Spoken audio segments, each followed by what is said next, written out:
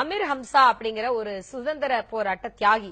அவர் இந்த நாட்டுக்காக தன்னுடைய எல்லா வளத்தையுமே விட்டு கொடுத்தாரு. தன்னுடைய வியாபாரம் மூலமா தன்னுடைய சொத்துக்கள் எல்லாத்தையுமே விட்டு கொடுத்தாரு. ஆனா அவரோட குடும்பத்தினோட நிலைமை என்ன அப்படின்றத நாங்க நேர்ல போய் பார்த்தோம். அது தொடர்பான ஒரு பதிவு இருக்கு, அதை நாம இப்ப பார்க்கலாம். நேதாஜியோட சுதந்திர பணிக்கு தன்னோட காசு பணத்தை எல்லாத்தையும் கொடுத்துட்டு நேதாஜி தனக்கு வழங்கிய சட்ட துணிய மட்டும் தன்னுடைய இறுதி காலம் வரைக்கும் பாதுகாத்துட்டு வந்தவர் தான் சுதந்திர போராட்ட தியாகி MKM அமீர் ஹம்சா. ராமநாதபுரம் மாவட்டம் மேலை கொடுங்கலூர் கிராமத்தை சேர்ந்த வைர வியாபாரியான இவரு நாட்டு விடுதலைக்காக இந்திய தேசிய ராணுவத்துக்கு 1000 ஏக்கர் நிலம், 10,000 சவரன் தங்கம், நேதாஜியோட எடைக்கு எடை தங்கம்னு கோடிக்கணக்குல கொடையா கொடுத்தாரு. சுதந்திர போராட்டத்துக்காக தன்னுடைய இளமையையும் செல்வங்களையும் நாட்டுக்காகவே அர்ப்பணித்த இவர் கடந்த ஜனவரி 3ஆம் தேதி மறைஞ்சாரு. அமீர் ஹம்சாவோட இறுதி காலங்கள் வீட்டு வாடகை கூட கொடுக்க முடியாம கஷ்டத்துல தான் கழிஞ்சது. வீடு கூட எனக்கு கிடைக்கல. ஒரு வீடு இருந்தாலும் நம்மளுக்கு ஒரு நல்லா இருக்கும், ஒரு இடம் இருந்தாலும் அதுலயாவது நாங்க இருந்துக்கிறோம். ஒரு வீடு கிடைக்கல. இப்ப வருமானத்துக்கு ஒண்ணுமே இல்லை. நான் எவ்வளவோ முயற்சி பண்ணேன். இப்போ அப்பா இறந்த பிற்பாடு எல்லாரும் வந்தாக போனாங்க, எல்லாம் இருந்தாங்க. யாரும் ஒன்னும் கொடுக்கல. இப்போ நம்ம என்ன செய்யறது? நாட்டுக்காக கோடிகளை அள்ளி கொடுத்தவரோட பேரனான சையத் கனி இப்போ ஒரு ஃபேன்சி ஸ்டோர்ல மாத சம்பளத்துக்கு வேலை செய்யறாரு. பாரம்பரியம் மிக்க செல்வ செழிப்பு உள்ள குடும்பத்துல பிறந்தோன்னு பெருமையா சொல்லிக்கிட்டாலும் நிஜ வாழ்க்கையில அன்றாட தேவைகளுக்காக ரொம்ப கஷ்டத்தை அனுபவிக்கிறோம்னு சொல்றாங்க ஹம்சாவின் குடும்பத்தினர். ஒரு கடையில வேலை செய்யறேன், ஃபேன்சி ஸ்டோர்ல. மாசம் 15,000 சம்பாதிக்கிறேன். இப்போ எங்க அம்மா வச்சு நான் பாத்துக்கணும், வாடகை வேற கொடுக்கணும். ரொம்ப கஷ்டமா இருக்கு. என் பையன் வந்து +2 படிக்கிறாப்புல. பொண்ணு வந்து காலேஜ் செகண்ட் இயர் வரை போகணும். இப்போ அதுக்கு வேற ஃபீஸ் கட்டணும். எங்க தாத்தா இருக்கிறது நல்லா இருந்தோம், இப்ப ரொம்ப கஷ்டத்துல இருக்கோம். எந்த ஒரு இதுவும் யாரும் ஒண்ணுமே செய்யல. வர்றாங்க, பேட்டி எடுக்கிறாங்க, எடுத்துட்டு போயிடுறாங்க. வேற வந்து இந்தா சொல்றோம் அந்த சொல்றோம் போன் பண்றாங்க. அதோட யாருமே இது வரைக்கும் எந்த ஒரு உதவியும் யாருமே செய்யல. இது வந்து அரசாங்கமும் செய்யல, யாருமே செய்யல. இவ்வளவு தியாகம் பண்ண எங்களுக்காக யார் என்ன எந்த ஒரு அரசாங்கம் ஒண்ணுமே பண்ணல. என்ன செஞ்சாங்க? ஹம்சாவின் குடும்பம் வறுமையில சிக்கி தவிச்சப்போ இந்திய அரசோ தமிழக அரசோ எந்த உதவியும் செய்யல. கடந்த 3 மாதங்களா கல்லூரி கட்டணம் கட்டப்படாததால தேர்வு எழுத முடியாத நிலைக்கு தள்ளப்பட்டிருக்காங்க அமீர் ஹம்சாவின் பேத்தி சுமையா ஆயிஷா பேகம். இன்னைக்கு நாங்க வந்து ஒரு அடுத்தவங்க கிட்ட கையேந்தி நிக்கிற நிலைமைக்கு நாங்க உருவாயிட்டோம். ரொம்ப கஷ்டப்பட்டுட்டு இருக்கோம். அந்த ஒரு சாப்பாடு நிலைமை இல்லாட்டாலும் மத்தவங்க ஒரு சின்ன உதவினா கூட எங்களுக்கு செய்யறதுக்கு ஆள் கிடையாது. அந்த நிலைமை நினைக்கும் போதுதான் ரொம்ப வருத்தமா இருக்கு. இன்னைக்கு வாடகை வீட்டுல இருக்கோம், ரொம்ப கஷ்டப்படுறோம். ஒரு நல்ல ஒரு சொந்தமா வந்து ஒரு தள்ளு வண்டி வணிக்க கூட எங்ககிட்ட வந்து ஒரு வருமானம் கிடையாது. எங்களை விட இந்த நாட்டை ரொம்ப நேசிச்சாரு. இந்த நாடு நல்லா இருந்தா நாங்க நல்லா இருப்போம்னு சொன்னாரு. ஆனா இப்போ வந்து அவர் வந்து இறந்துட்டாரு. இப்போ வந்து அவர் சொன்ன வார்த்தையே பொய்யா போச்சு. இந்த நாடு எங்களுக்கு எதுவுமே பண்ணல. இப்போ வந்து நானும் என் தம்பியும் படிக்கிறேன். நான் வந்து காலேஜ் ஃபர்ஸ்ட் இயர் படிக்கிறேன், என் தம்பி வந்து 12th படிக்கிறான். இப்போ எங்களுக்கு ஃபீஸ் கட்ட கூட காசு இல்ல, என்ன பண்றதுன்னு தெரியல. நேதாஜி பற்றி தெரியாத தகவலுக்காக மத்திய அரசு பல்லாயிரக்கணக்கில் செலவு செய்ய தயாரா இருக்கு. நம்ம தமிழக அரசு கூட சுதந்திர தினத்தன்னைக்கு ஹம்சாவை முன்னிறுத்த மறந்துடுச்சு. குறைந்தபட்சம் ஹம்சாவோட குடும்பத்துக்கு அரசோட உதவியில தங்கும் இடம் கிடைச்சா அது அவங்களுக்கு உதவியா இருக்கும்னு சொல்றாங்க. சாந்தி, நியூஸ் 7 தமிழ், சென்னை.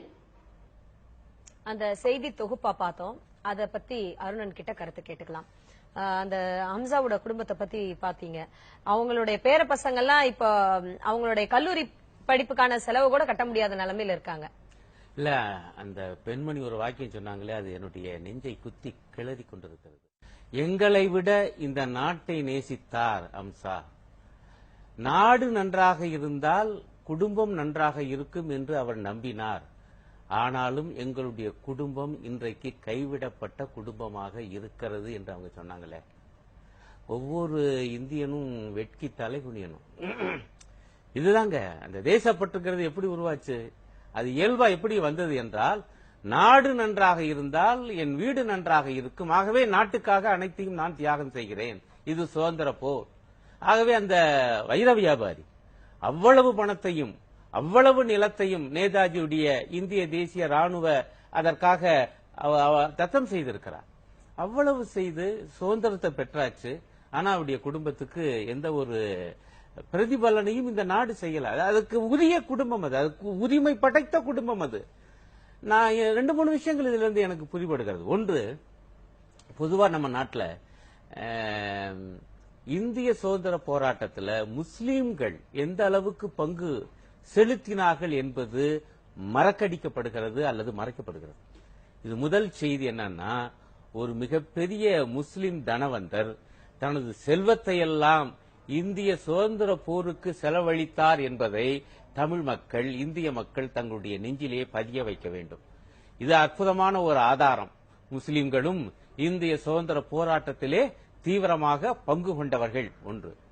இரண்டாவது, இந்த முஸ்லிம் குடும்பம் இந்த அளவுக்கு அனாதரவாக இருக்கிறது. அவங்க சொல்றாங்க, எல்லாரும் வர்றாங்க, பேட்டி காண்றாங்க, ஆனா நடைமுறைக்கு ஒன்னும் வரல என்பது எனக்கு நமக்கு ஒன்னும் புரியல. ஆகவே தமிழக அரசும் இந்திய அரசும் உடனடியாக அவர்களுக்கு உரியதை செய்யணும்.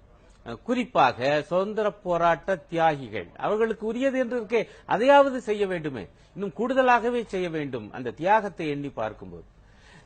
மூன்றாவது விஷயம் எனக்கு என்னப்படுகிறது என்றால், பொதுவாகவே குறிப்பாக தமிழ் இளைஞர்கள் ஒன்றை யோசிக்க வேண்டாம். என்னன்னா, மத்திய அரசு அமைத்த 2 குழுக்கள் முஸ்லிம்கள் பற்றி ஆய்வு. ஒன்னு சச்சார் குழு அறிக்கை, இன்னொன்னு ரங்கநாத் மிஸ்ரா கமிஷனுடைய பரிந்துரைகள். இந்த 2ஐயும் நீங்க படிச்சு பாத்தீங்கன்னா, யார் வேணாலும் படிச்சு பார்க்கலாம், இணையத்தில் கிடக்குது அந்த அறிக்கைகள்லாம். படிச்சு பாத்தீங்கன்னா மிகப்பெரிய கொடுமையா இருக்குங்க. 14% பேர் இந்திய ஜனத்தொகையில் முஸ்லிம்கள், அவங்களுக்கு உரிய உரிமைகள் கிடைக்கல. உயர்கல்வியில உரிய பங்கு இல்ல. மத்திய மாநில பொதுத்துறை நிறுவனங்கள்ல அவங்களுக்கு உரிய அந்த பதவிகள்ல உரிய பங்கு இல்ல, அதாவது வேலை வாய்ப்புல இல்ல.